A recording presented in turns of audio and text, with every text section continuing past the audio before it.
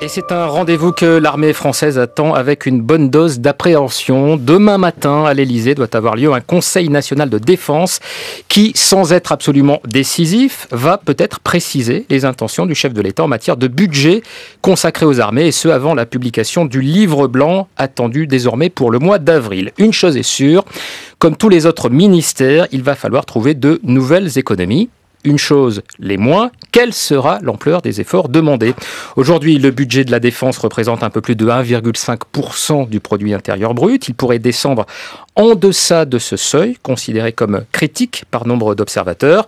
De nombreuses voix s'élèvent d'ailleurs, beaucoup à droite, mais aussi à gauche, en particulier chez les sénateurs, pour alerter des risques d'une trop forte baisse. Risque pour la sécurité de la France, risque pour son statut international, risque encore pour le tissu industriel et l'emploi. Alors que la France est engagée sur le terrain malien, qu'elle vient d'ouvrir la voie à la livraison d'armes aux rebelles syriens, a-t-elle et aura-t-elle encore à l'avenir les moyens de ses ambitions militaires ? Deux invités pour en parler ce matin. Pierre Servan, bonjour. Bonjour. Je rappelle brièvement votre parcours. Vous avez commencé comme journaliste avant de bifurquer et de devenir porte-parole du ministère de la Défense. C'était dans les années 90. Vous êtes colonel ou lieutenant-colonel de réserve ? Colonel de réserve. Colonel de réserve, spécialiste des questions de défense. Je citerai votre dernière publication, Le complexe de l'autruche, pour en finir avec les défaites françaises. C'est dire si on est dans le sujet aujourd'hui. C'est publié chez Perrin. Puis deuxième invité, Camille Grand, bonjour. Bonjour. Directeur de la FRS, la Fondation pour la recherche stratégique. Vous êtes enseignant à Sciences Po et à l'ENA. Vous avez été auditionné comme expert par la commission chargée de rédiger le livre blanc de la défense. Mais vous ne faites pas partie de cette commission. Vous avez donc toute liberté de parole ce matin. Alors je voudrais d'abord qu'on revienne sur une actualité strictement politique, mais qui a peut-être des incidences sur notre sujet du jour. Jérôme Cahuzac n'est plus ministre du budget, il a été remplacé par Bernard Cazeneuve. Est-ce qu'a priori, c'est une bonne nouvelle pour les finances de l'armée française, Pierre Servan ? Non, je pense que c'est une information, une nouvelle neutre, parce que je pense que la marge de manœuvre du ministre lui-même n'existe pas. Les choix vont être faits au plus haut sommet de l'État. Donc franchement, les spéculations sur le caractère gentil, le méchant Cahuzac, le gentil Cazeneuve, tout ça, à mon avis, ne tient pas du tout par rapport aux contraintes et aux décisions qui vont être prises dans les semaines ou les mois qui viennent, puisqu'il faudra attendre véritablement la loi de programmation militaire pour savoir précisément à quelle sauce les militaires vont être mangés. Ça va quand même un peu au-delà du caractère gentil ou pas gentil de Bernard Cazeneuve. Il a été maire de Cherbourg, ville où l'importance de l'arsenal militaire, les questions de défense sont essentielles pour cette région. Il a été membre à plusieurs reprises de la commission de la défense nationale à l'Assemblée nationale. Ça peut lui donner peut-être une appétence un peu différente que celle qu'avait Jérôme Cahuzac et être davantage sensible aux arguments de son collègue Jean-Yves Le Drian, qui lui est ministre de la Défense. Camille Grand. Comme élu d'une ville arsenal, il est évidemment plus sensible qu'un élu du Sud-Ouest, pas forcément immédiatement impliqué dans les débats de défense. Ceci étant dit, il y a un jeu de rôle entre le budget de la défense et donc le titulaire du budget, quel qu'il soit, se fait le porte-parole de coupes budgétaires et ça ne changera pas. Et in fine, l'arbitrage revient au président de la République. Et d'ailleurs, vous pourriez dire aujourd'hui, Pierre Servan, que ce jeu de rôle-là, c'est un jeu de rôle traditionnel, celui qui se joue en ce moment. Alors, c'était entre Jérôme Cahuzac et Jean-Yves Le Drian, aujourd'hui entre Bernard Cazeneuve et Le Drian. Ou bien, est-ce que c'est un jeu particulièrement tendu en ce moment ? Alors c'est un jeu particulièrement tendu en ce moment parce que véritablement la situation financière de la France est extrêmement grave et sérieuse. C'est un jeu aussi classique. Camille Grand et moi, nous l'avons vécu à l'intérieur je ne me trompe pas, de cabinet du ministère de la Défense, parce que nous avons tous les deux servi dans un cabinet du ministère de la Défense. Donc c'est un jeu traditionnel. Ce qui est traditionnel aussi, c'est ce à quoi on assiste depuis quelques jours, à savoir des fuites qui présentent différents scénarios, dont des scénarios absolument abominables, avec vente du porte-avions à propulsion nucléaire Charles de Gaulle, suppression des SNLE, etc. En général, quand ça sort, c'est pas très bon signe parce que c'est pour essayer de faire passer une deuxième pilule derrière, un autre scénario et le rendre plus acceptable compte tenu de l'horreur qui a été présentée sur un autre scénario.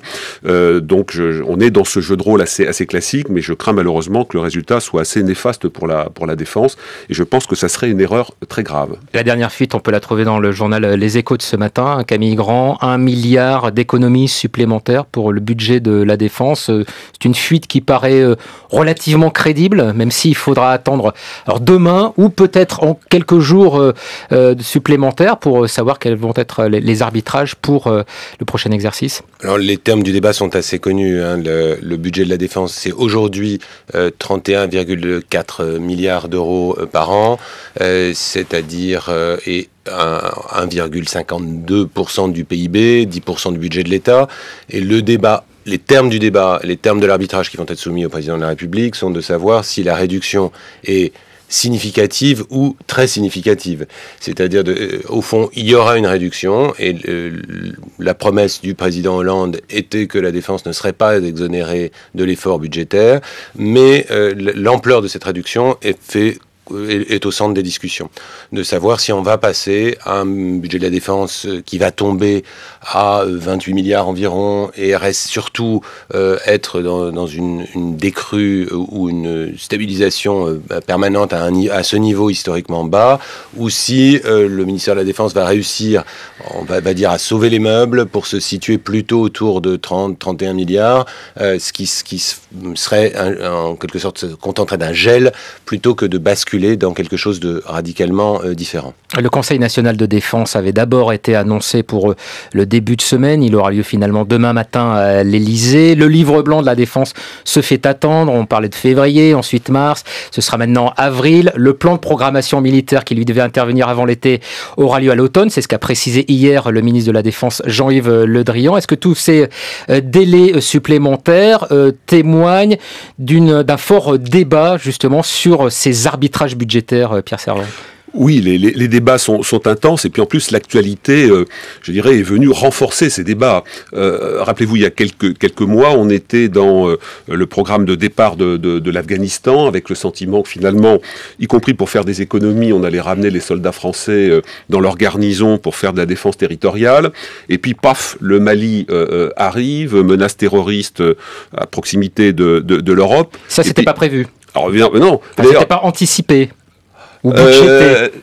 Non, ceci dit, si vous voulez, la France a essayé quand même de prendre à bras-le-corps le problème du djihado-terrorisme au Mali en essayant de secouer la torpeur internationale l'année dernière.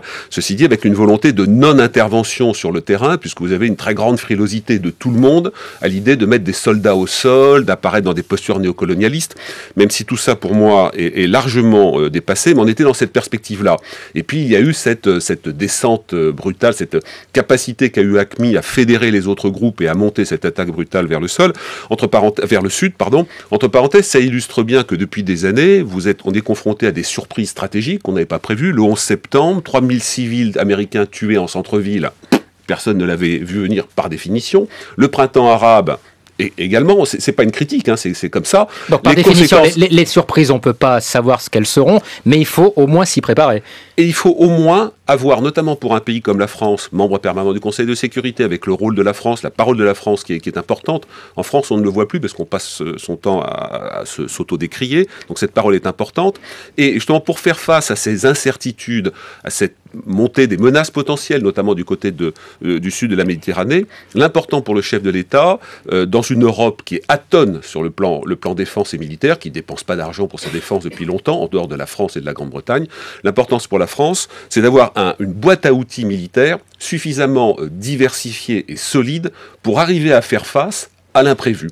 Et le problème aujourd'hui, c'est que cette boîte à outils qui fonctionne encore assez bien, on l'a vu en Libye, on l'a vu en Côte d'Ivoire, on l'a vu en Afghanistan, on le voit maintenant au Mali, il y a encore de beaux restes, mais vous avez des trous ce qu'on appelle des trous capacitaires dans cette boîte à outils. Il manque un certain nombre de choses. Et donc, pour la capacité de gérer ces crises extrêmement protéiformes, surprenantes, avec des configurations étranges, qu'est-ce qui va se passer demain en Libye? Qu'est-ce qui va se passer en Tunisie? Qu'est-ce qui va se passer en Égypte? Qu'est-ce qui va se passer en Iran? Qu'est-ce qui va se passer en Syrie? Donc, pour arriver, si vous voulez, à anticiper et avoir suffisamment de capacité de souplesse pour faire face à ces imprévus, la France doit avoir une gamme d'outils, de soldats solides. Elle est en train de rogner de plus en plus là-dessus. Et à mon avis, c'est grave. Camille Grand, on est en plein dans le cœur du sujet. Comment est-ce qu'on prévoit l'imprévu en période de forte restriction budgétaire?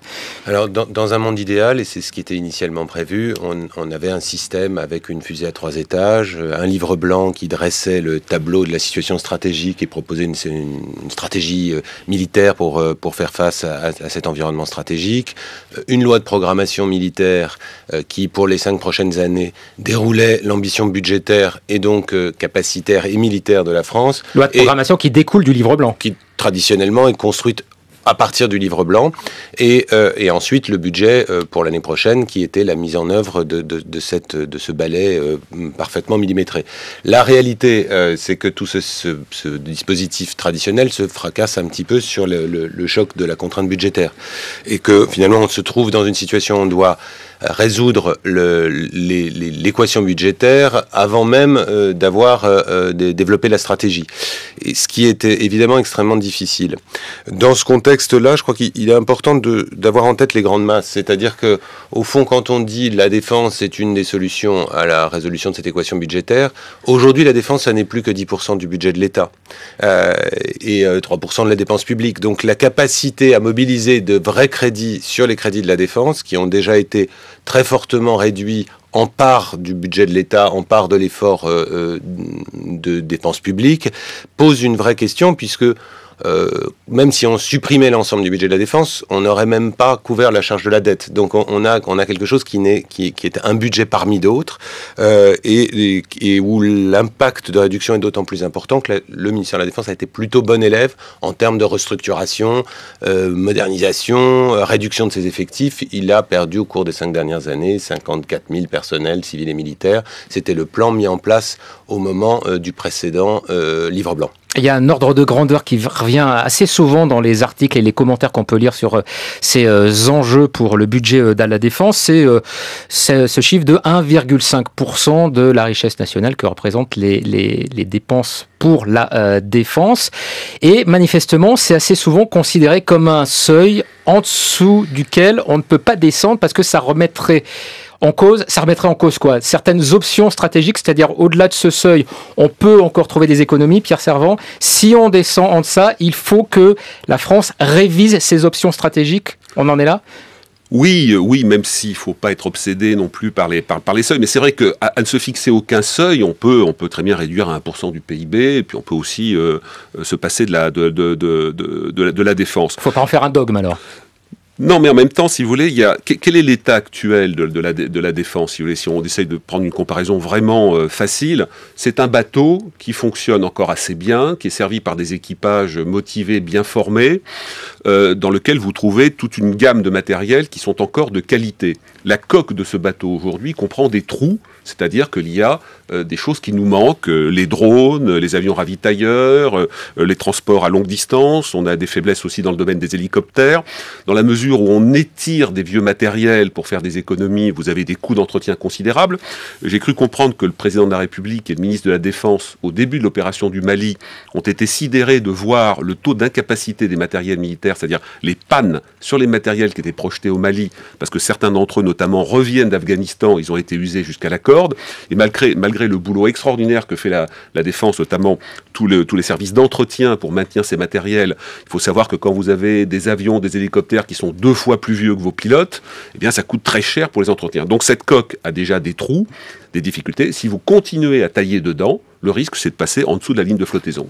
Et France Culture, il est 8h16. Nos invités ce matin, Pierre Servan et Camille Grand, 2 spécialistes des questions de défense, pour essayer de voir avec eux comment les armées françaises, dans une période de restriction budgétaire, peut continuer à avoir l'ambition d'intervenir sur des terrains à l'extérieur. C'est ce que nous allons continuer à voir avec vous d'ici quelques instants. Mais pour l'heure, c'est la chronique de Brice Couturier. Bonjour Brice.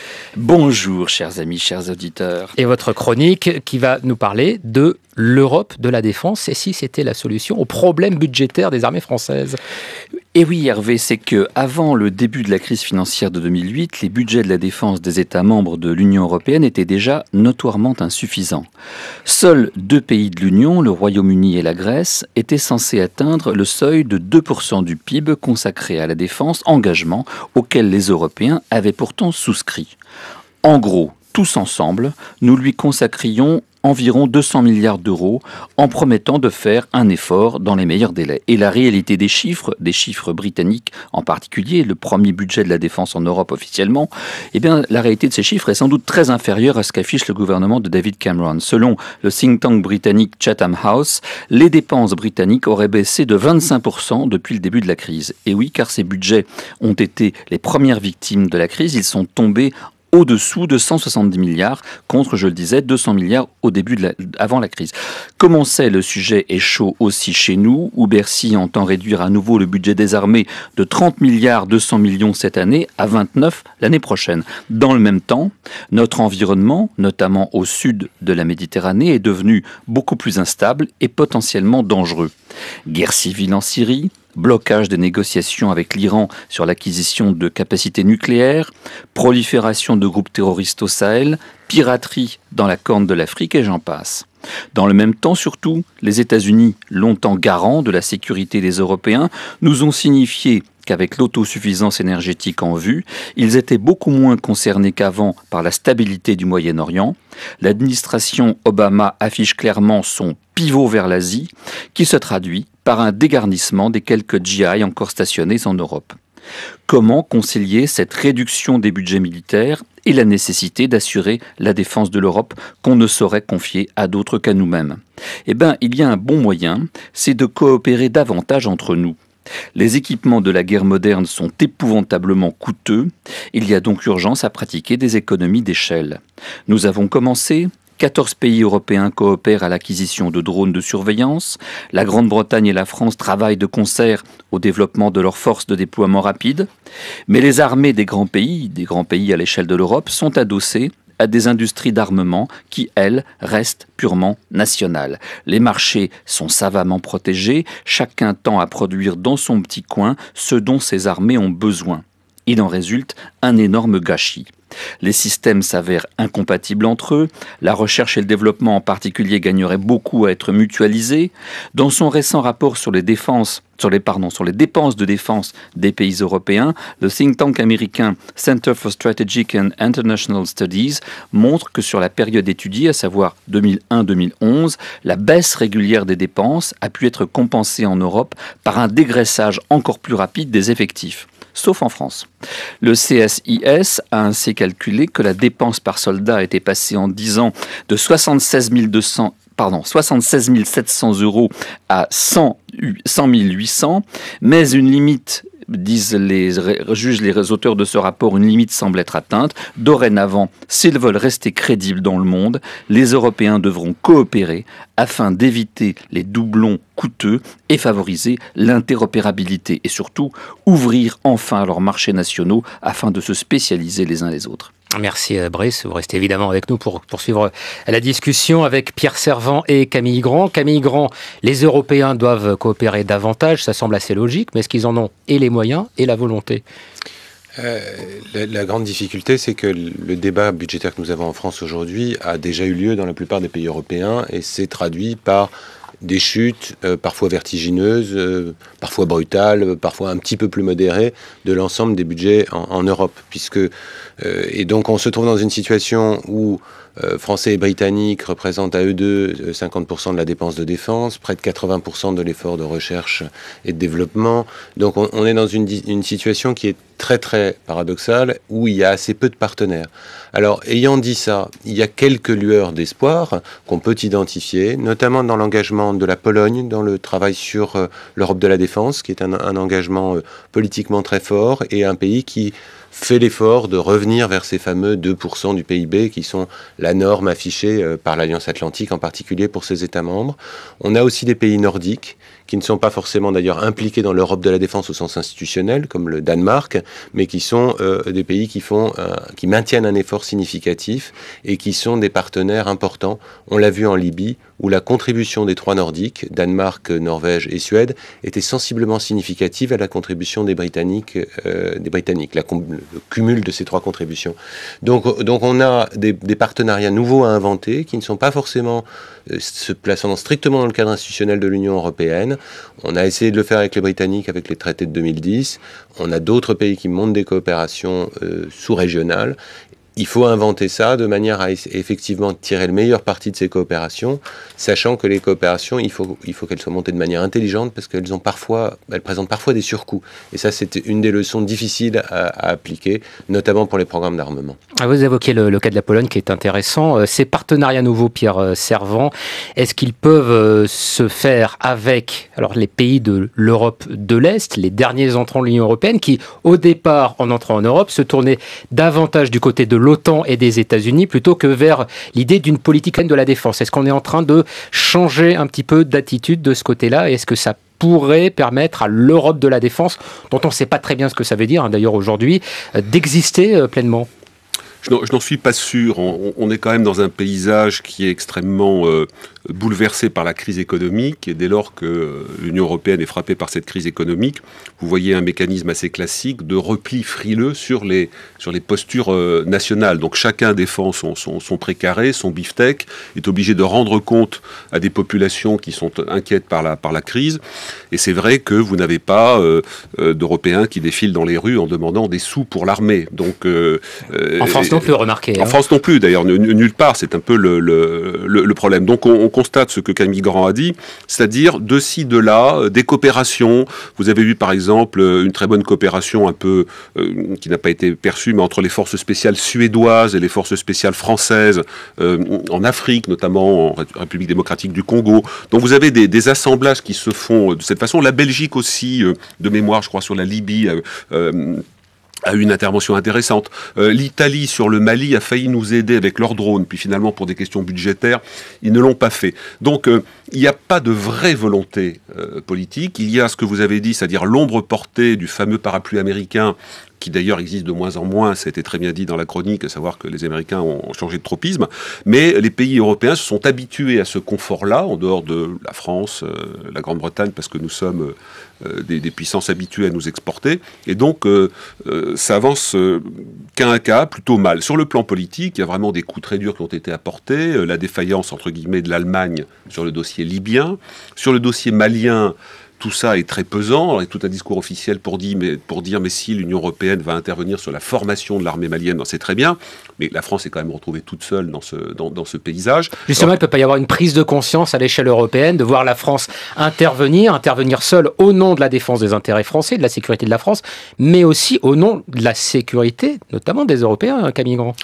Alors, toute la difficulté, c'est que, au fond, dans les dernières décennies, on parlait beaucoup de ces coalition de ceux qui veulent et de ceux qui peuvent. C'est Coalition of the Able and the Willing qui était le mot d'ordre des Américains. Et je crains que l'Europe soit en train de devenir une coalition de ceux qui ne peuvent pas et de ceux qui ne veulent pas. C'est-à-dire de ceux qui sont privés des capacités financières. Et on a vu au milieu des opérations en Libye, les Espagnols rapatriaient leurs porte-avions ou les Italiens arrêtaient les opérations tout simplement parce qu'ils n'avaient plus d'argent. Ce qui était quand même quelque chose sans précédent de s'arrêter au milieu d'une guerre en finalement remettant aux Alliés les clés de l'opération, faute de moyens. On a vu aussi le positionnement très particulier de l'Allemagne qui est en passe de passer devant la France en termes de budget de la défense en euros net. Cette année, pour la première fois depuis longtemps, l'Allemagne va probablement dépenser plus que nous, légèrement plus que nous cette année, pas en part du PIB, mais bien en budget stricto sensu. Cette évolution ne s'accompagne pas nécessairement d'une volonté de l'Allemagne de s'engager dans les opérations, même si il y a des soldats allemands au Kosovo, en Afghanistan, etc. Mais on l'a vu en Libye, on a vu une hésitation au départ des opérations Mali, même pour une aide limitée. Et donc cette question-là me semble être définitivement posée en particulier en l'absence d'un leadership européen clair sur une volonté de fabriquer cette Europe de la défense qui manque un petit peu en ce moment. Brice. Il y a aussi quelque chose qu'il faut noter, c'est que la France et l'Europe, enfin l'Europe et la France sont des exportateurs d'armements importants dans le monde. C'est une bonne partie de notre commerce extérieur. Et là, il y a une nouveauté radicale des 5 dernières années, c'est la montée en puissance, comme partout, de la Chine. J'observe que les États-Unis et la Russie restent les deux plus grands exportateurs d'armes du monde, 30% pour les États-Unis, 26% pour la Russie, mais que la Chine donc fait cette percée spectaculaire et devient avec 5% un de ceux qui comptent, et que surtout la France est dominée par l'Allemagne, puisque nous exportons, nous représentons 6% du commerce d'armes mondial, alors que l'Allemagne représente 7%. Mais je voudrais revenir en arrière sur le débat. Moi, je ne vois pas la contradiction qu'il y a entre l'OTAN et l'Europe de la défense. Il y a vraiment qu'en France qu'on faisait d'ailleurs cette distinction, elle n'existe plus. Le gouvernement précédent a fait revenir la France dans le commandement intégré de l'OTAN. François Hollande n'a pas remis cette décision en cause. Par contre, ce que fait François Hollande et qui est assez mal perçu en France, mais je l'ai vu signaler sur un think tank américain, c'est que François Hollande essaye de sortir du face-à-face franco-britannique pour essayer d'intégrer davantage de coopération avec d'autres membres de l'Union européenne, sortir du bilatéral franco-britannique. Enfin, une question que j'aimerais poser, c'est bien gentil, l'Europe de la défense, tout le monde est pour, je l'ai défendu moi-même un instant, mais ce que disent également les gens qui l'observent, c'est que en l'absence d'une politique étrangère unifiée européenne, il est bien difficile d'avoir une Europe de la défense parce qu'on risque toujours un blocage le jour où il y aura une intervention. Souvenez-vous de l'Irak, mais aussi on l'a vu en Libye. Les Allemands étaient férocement opposés à une intervention sur le sol libyen, comme ils le sont aujourd'hui en Syrie. Les Français et les Britanniques étaient d'un autre avis, qui nous dit que si on intégrait davantage nos industries d'armement, nos modes d'opération sur des théâtres extérieurs, nous ne buterions pas un jour sur une contradiction entre les politiques de la défense menées ici ou là en Europe. Pierre Servan, il faut commencer peut-être par mettre les pièces dans le bon ordre. D'abord avoir une politique, une diplomatie européenne avant que d'essayer de construire cette Europe de la défense. Oui, c'est-à-dire que ça revient à ce que Camille Grand disait tout à l'heure sur le bon cheminement intellectuel, aussi bien pour livre blanc, loi de programmation militaire qui découle d'une analyse des menaces, des risques, de ce qui est important sur le plan capacitaire, puis après vous déroulez une loi de programmation militaire et des budgets. Ça, c'est la construction intelligente.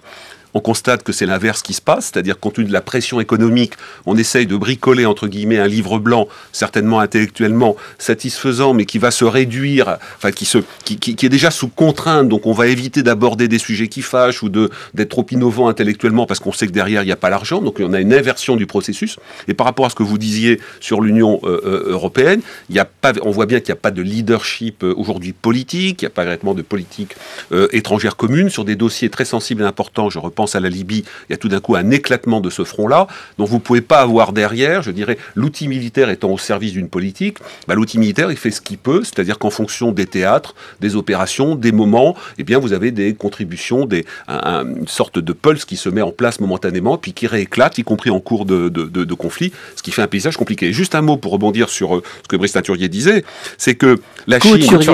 Pardon, excusez-moi. Couturier, pardonnez-moi. La Chine, en 10 ans, je parle sous le contrôle de Camille Grand, c'est plus 190% des dépenses militaires de la Chine. Si vous regardez la Russie, l'Inde, le Brésil, on est dans des eaux qui les approchent. L'Union européenne, c'est zéro. Le problème qui se pose en dehors des menaces qui commencent à pointer de l'autre côté du bassin méditerranéen, c'est, je veux dire, ce déséquilibre dans la capacité à peser demain sur le plan militaire, avec un autre problème à l'intérieur, c'est que comme on essaye de vendre au maximum à ceux qui se réarment, on leur vend de l'armement, mais on fait des transferts de technologie, aussi de plus en plus. Sur le Rafale, c'est un des enjeux. Ils veulent non seulement acheter du Rafale, mais ils veulent acheter ce qu'il y a dedans. Donc on est dans des contraintes extrêmement graves, et l'Union européenne est aux abonnés absents. Camille Grand. Je crois qu'il y a plusieurs choses. Le premier point, c'est effectivement de renoncer un peu à la théologie des débats, l'Union européenne, l'OTAN, etc. Aujourd'hui, l'enjeu pour les Européens, il est budgétaire, capacitaire. Et donc, ce qu'on arrive à faire pour rendre l'Europe plus efficace et plus capable par des coopérations au sein de l'OTAN, au sein de l'Union européenne, bilatérales, trilatérales, etc., est toujours bienvenue. Donc on a une forme de pragmatisme qui s'est installée et qui me semble être le seul moyen d'avancer de manière un petit peu intelligente. Alors après, il ne faut pas sous-estimer les contraintes. Effectivement, si on se lance dans une coopération, par exemple, pour acquérir ensemble des avions ravitailleurs ou des avions de transport, mais qu'une opération comme le Mali est soumise au bon vouloir d'un vote au Bundestag pour déployer ces avions, c'est une réalité constitutionnelle allemande qui est incontournable, mais il faut qu'on ait les outils éventuellement juridiques pour que l'accès de chacun à ses capacités soit garanti le jour où il y a un besoin, si on a mutualisé ce qui est effectivement un choix de bon sens pour l'acquisition, en particulier des outils qui coûtent à la fois cher et qui peuvent être plus facilement mutualisés. Il y a un commandement européen du transport aérien qui est efficace, qui d'ailleurs joue un rôle au Mali. Oui, mais si on mutualise les moyens, Camille Grand, il faut aussi accepter de mutualiser les décisions politiques. Et les risques.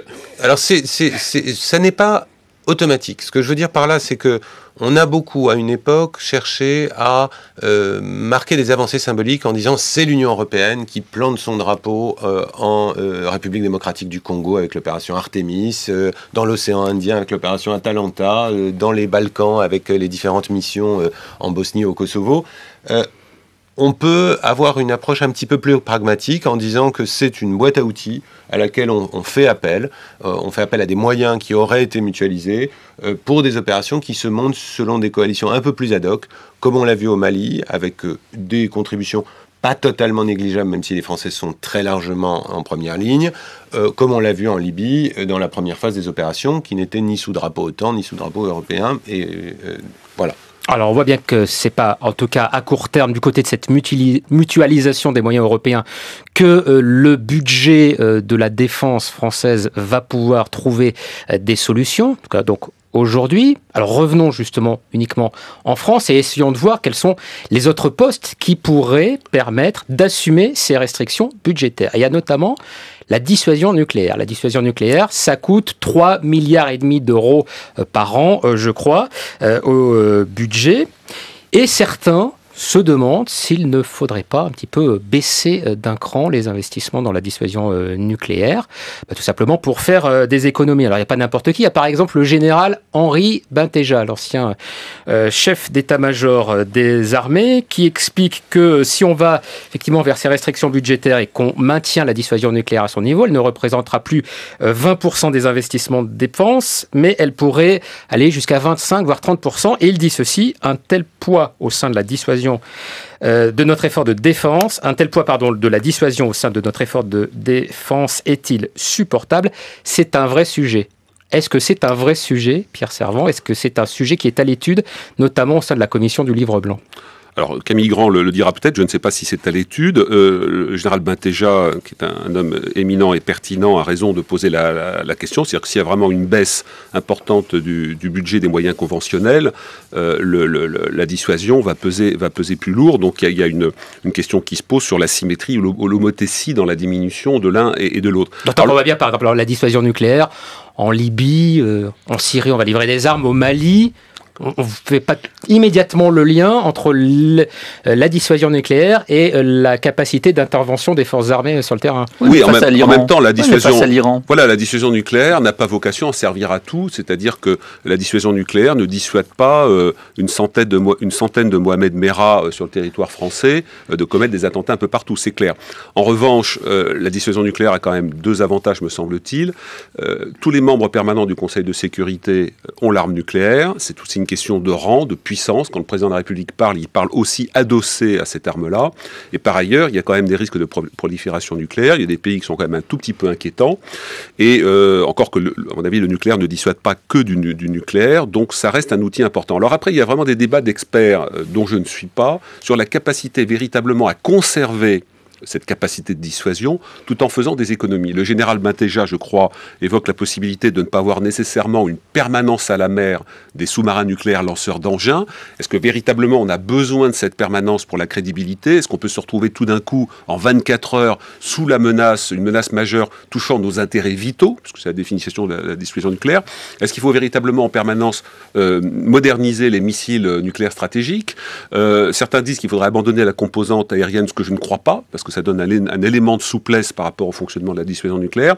Et encore une fois, pour terminer, je dirais que véritablement ceux qui travaillent sur ces dossiers disent que les économies seraient tellement décalées dans des économies éventuelles sur le fait de ne pas chercher à tout moderniser, à avoir peut-être des patrouilles qui ne soient pas permanentes. Les économies sont relativement faibles et très étalées dans le temps, donc ne répondraient pas aux problèmes, aux besoins de financement actuels. Camille Grand, ces questions, elles se posent au sein de la commission du Livre blanc de la Défense. En tout cas, on vous les a posées puisque vous êtes un des experts à avoir été auditionné par cette commission. Alors, elles ne se posent pas tout simplement parce que le président de la République, dans son mandat donné à la commission, a dit explicitement que la dissuasion nucléaire n'était pas sur la table. Et il pourrait changer d'avis. On devait conserver une dissuasion nucléaire avec les deux composantes, etc. Donc la réflexion de la Commission, de ce point de vue-là, a été délibérément et de manière tout à fait assumée, contrainte par le cadrage donné par le président de la République au début des débats. Oui, est-ce que le fait de sanctuariser cette dissuasion, ça signifie qu'on ne peut pas faire d'économie sur ce poste? Alors, ayant dit ça,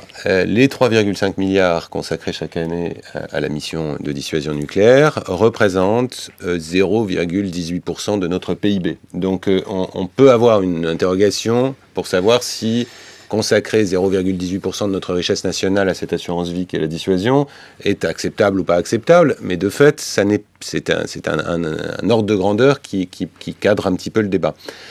La vraie question, c'est celle que posait le général Bintéja, c'est-à-dire dans quelle mesure est-ce que finalement la part consacrée aux investissements nucléaires dans les investissements de défense, est-ce qu'il y a un seuil au-delà duquel ça n'est plus raisonnable parce que ça se fait trop au détriment des moyens conventionnels? Pendant la guerre froide, la dissuasion représentait en moyenne environ 30% de ces investissements. On est tombé aujourd'hui à environ 20%.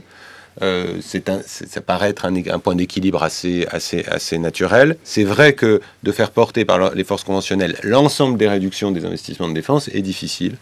Je crois que la réalité des choses, c'est que la dissuasion, comme tous les postes dans le domaine de la défense, va être mise sous contrainte dans les débats budgétaires qui viennent, même si effectivement, merci est une spécificité plus grande de la dissuasion où il est plus difficile de reporter de quelques années une modernisation, un investissement ou d'interrompre les opérations. La dissuasion n'a de sens que si elle marche 24 heures sur 24.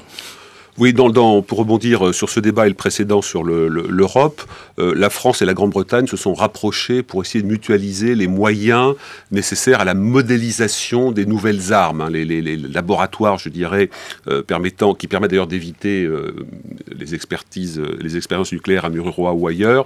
Là, il y a un rapprochement entre les deux pays pour essayer de faire des économies sur ces outils de modélisation pour la modernisation des armes, mais ce sont des économies qui sont encore assez faibles.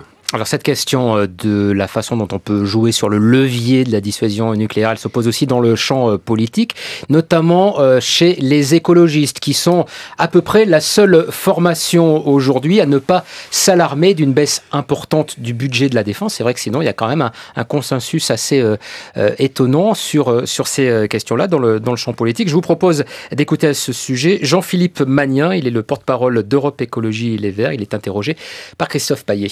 Il y a déjà sur notre budget des coupes franches à faire. Vous savez que nous sommes pour le démantèlement de la force de dissuasion nucléaire, sans même aller jusqu'à la dissuasion, le démantèlement de cette force de dissuasion à 100%. Rien qu'une partie nous permettrait d'économiser 2 à 3 milliards d'euros. Si on prend rien que la modernisation qui est en cours de l'arsenal de dissuasion nucléaire, c'est 1 milliard d'euros économisés si on ne va pas vers cette modernisation-là. Donc on voit bien que des dépenses aujourd'hui nous paraissent, par rapport au projet d'avenir, inutiles et permettraient de faire des économies dès maintenant. Donc globalement, on a quantifié ça à une économie de 10% du budget de la dépense qui n'impacterait pas les interventions nécessaires au niveau national de la force française, des forces françaises. Et sans même parler du niveau européen qui, pour nous, générerait des économies supplémentaires assez rapidement s'il y avait des décisions qui étaient prises au niveau de l'Union.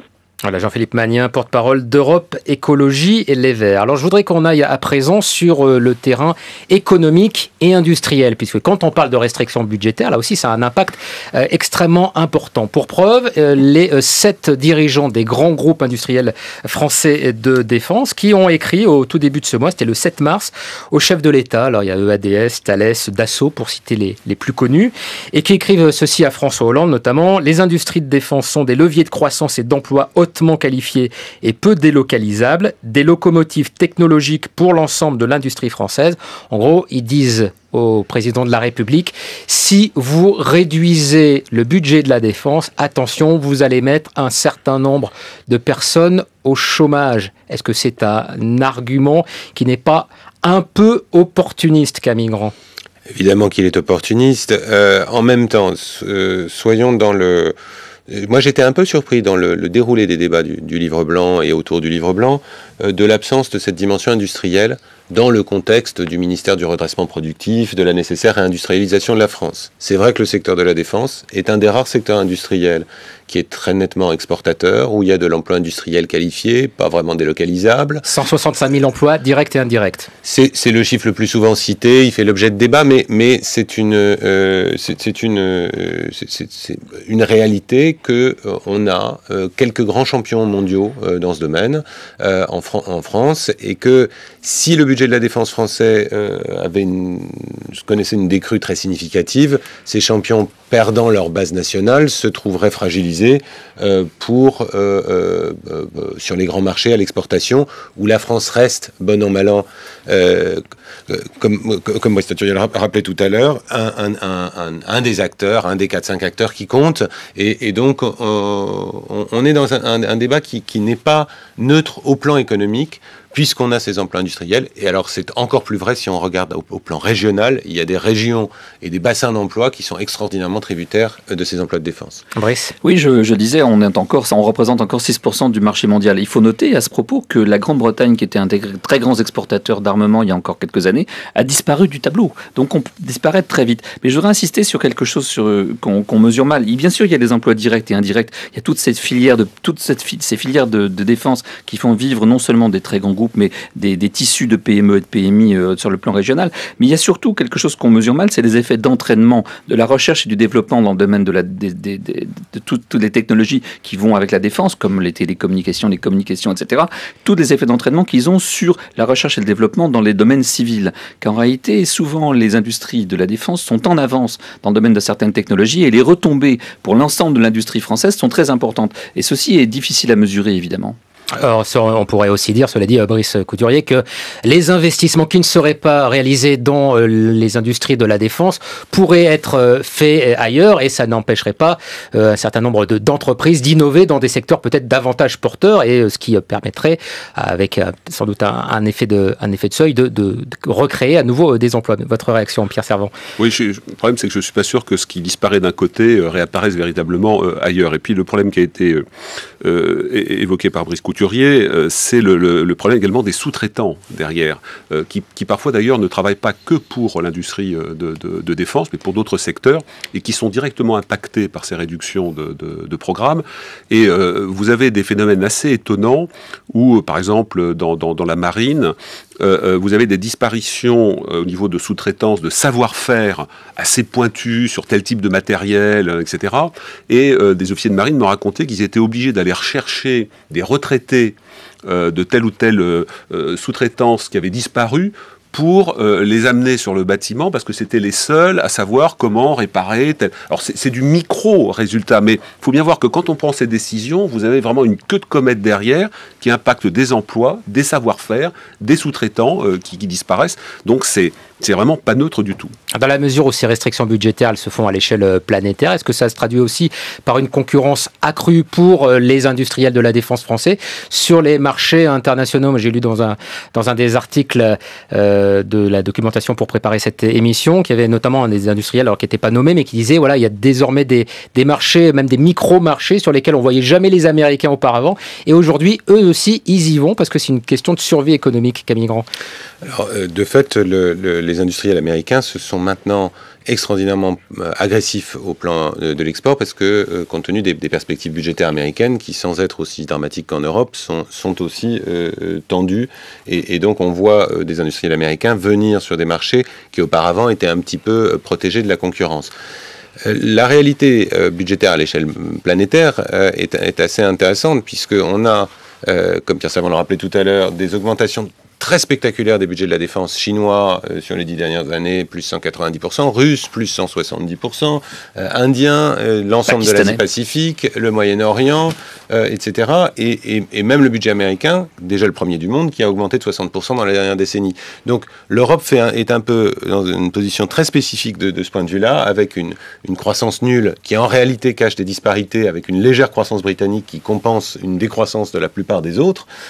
Et donc on est dans une situation très particulière qui pourrait fragiliser ces industries d'excellence qui sont malgré tout les leaders mondiaux, les grandes industries européennes. Les grands industriels européens sont leaders mondiaux dans le domaine des bâtiments navals de défense, sont leaders mondiaux dans l'électronique de défense, etc. Donc on a quelque chose qui est extrêmement...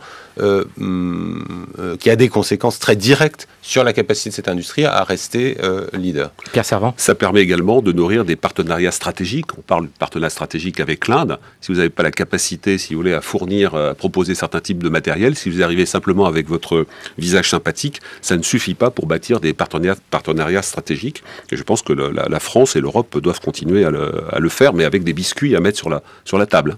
Allez, on est presque au terme de notre discussion. J'ai encore 2 questions à vous poser. Pierre Servan, pour revenir à l'intervention militaire en cours au Mali, est-ce que on pourrait avoir, alors ça peut paraître un petit peu cynique, mais est-ce qu'on pourrait se demander si l'intervention militaire au Mali ne va pas aussi servir aux armées françaises à voir ce qui lui fait défaut et ce qu'elle a en trop? Est-ce que ça peut avoir cette utilité-là également pour les armées françaises? Absolument. Alors, elles n'y sont pour rien, puisqu'en fait, l'origine de l'opération a vraiment été déclenchée par les djihadistes. Mais c'est vrai que de ce point de vue-là, ils ont permis de faire une démonstration à chaud au moment où il y avait les discussions de ce qui fonctionne encore. Le fait d'avoir des forces prépositionnées, d'avoir des forces spéciales qui étaient au Burkina Faso, qui ont pu intervenir très rapidement en ouverture de phase, mais aussi de voir ce qui manque. On l'a dit, absence de drones. On a eu besoin de s'appuyer sur des Européens pour les avions ravitailleurs, pour le transport de troupes, et on voit bien aussi que, comment dirais-je, là, déjà 4000 hommes, on a le sentiment que c'est lourd, et que ce que la France souhaite, c'est les désengager le plus rapidement possible. Donc c'est vrai que l'opération Mali montre ce qu'on est capable encore de faire, mais si on continue véritablement à raboter, il va y avoir des problèmes. Juste un mot, ce qui a beaucoup surpris l'Élysée, Mindef, au début de l'opération du Mali, c'est le nombre de matériels, encore une fois, qui se sont retrouvés inopérants, ne fonctionnant pas, en panne, compte tenu des difficultés, des tensions liées aussi au théâtre afghan, parce que ces matériels ont été usés sur le théâtre afghan. Cette volonté de désengagement rapide du territoire malien, elle peut aussi être liée à des questions justement budgétaires et de mauvaise capacité du matériel utilisé. C'est-à-dire, voilà, l'armée française arriverait un peu à ses limites. Non, je pense qu'elle aurait la capacité, mais ça coûte cher. Moi, je me souviens d'un déplacement avec le général Benteja en Afghanistan, qui faisait une mission d'inspection. Chaque fois qu'on lui présentait, que des militaires lui présentaient des besoins, la question c'était, ça coûte combien? C'était très frappant. Le général Benteja est un chef militaire, mais j'avais l'impression d'avoir un budgétaire à côté de moi dans ces discussions, parce que c'est une obsession aujourd'hui, et donc évidemment, sur une opération aussi lourde, ça coûte de l'argent, et ça pèse sur la capacité de la France, qui est seule pour l'instant à porter tout ça. Ça coûte cher. Est-ce que ça va coûter cher de livrer des armes aux rebelles syriens, Camille Grand? Alors ça, c'est pas il n'y a pas d'un véritable enjeu budgétaire, hein, mais que ces armes soient prélevées sur nos stocks, achetées au profit des Syriens, si on allait dans cette direction, on est dans des choses qui sont encore l'épaisseur du trait dans des opérations de ce type. Heureusement. Heureusement, parce que il s'agirait de livrer ou de faire livrer des armes légères, quelques missiles, etc., et des moyens de communication ou de vision nocturne qui aideraient ces rebelles syriens. Ça ça n'est pas quelque chose qui est budgétairement significatif. C'est en revanche une décision politiquement extraordinairement engageante. Et puisqu'on parle d'armes et d'armes conventionnelles, un dernier mot, parce que je ne voudrais pas qu'on termine l'émission sans avoir évoqué les négociations qui sont en cours depuis lundi à New York et jusqu'à la fin de la semaine prochaine. Normalement, c'est la date limite qui a été donnée. Négociations qui avaient déjà démarré cet été, puis qui s'étaient soldées par un échec sur le commerce international des armes conventionnelles, où l'idée de traiter, si traité il y a, serait que les vendeurs d'armes se garantissent en tout cas, et la garantie que ces armes seront utilisées sur des terrains de conflit et ne seront pas utilisées à des fins de terrorisme, par exemple. En quoi la France est concernée par cette question-là ? Camille Grand. Alors, le projet de traité sur le commerce des armes, qui est en négociation depuis une demi-douzaine d'années maintenant, et on est un peu dans la dernière ligne droite, a pour objet de, on va dire, moraliser un petit peu le commerce des armes en créant sous une forme juridiquement contraignante, donc un traité, un code de bonne conduite, on peut dire, des grands pays exportateurs qui s'engagent... toujours bizarre quand on parle de moraliser le commerce des armes. Mais bon. Qui s'engageraient à ne pas livrer d'armes dans des zones où ces armes sont utilisées à des fins de répression des populations civiles, ou à ne pas livrer d'armes dans des situations de conflit qui seraient prouvées par les Nations Unies, par exemple. En réalité, si on devait le décrire en un mot, l'idée c'est précisément autour d'une question comme la Syrie. Si ce traité était en vigueur, un pays comme la Russie ou un pays comme l'Iran qui livre des armes aujourd'hui à la Syrie, et s'ils étaient partis à ce traité, donc il y a beaucoup de si, devraient sans doute réfléchir à 2 fois avant de livrer des matériels au régime de Bachar el-Assad. Alors on verra bien ce que donnent ces négociations donc en cours à New York. Merci beaucoup à tous les deux d'avoir participé à cette discussion et de nous avoir éclairé sur les enjeux du moment pour les armées françaises. Merci à vous Camille Grand, directeur de la Fondation pour la recherche stratégique. Merci Pierre Servan. Je rappelle le titre de votre dernier ouvrage, Le complexe de l'autruche, pour en finir avec les défaites françaises, et c'est publié chez Perrin.